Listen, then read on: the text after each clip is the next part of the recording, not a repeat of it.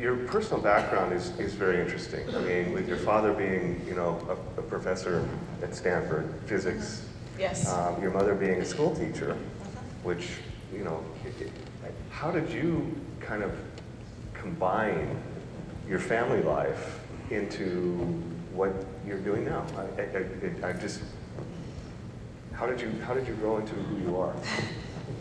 And I don't mean to put you on the spot. That's okay, no problem. For no all pressure. those aspiring Susans that are out.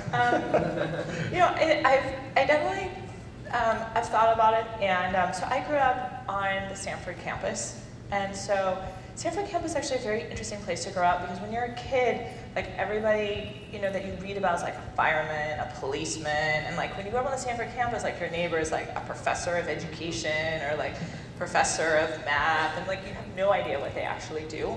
But I think growing up on the campus definitely gave me a big appreciation for knowledge and for like kind of the academic integrity of just wanting to know. Most professors feel like they could actually go to industry and, you know, do something where they could get paid more, but they actually, because they have a real passion for the topic that they have a real passion for understanding that information and that knowledge, like they stay as a professor. And so I definitely grew up with that passion.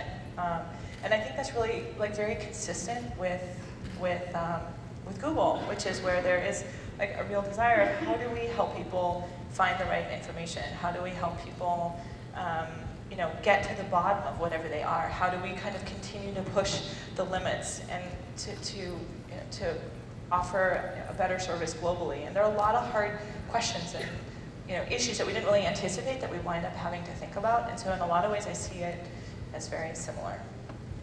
My grandmother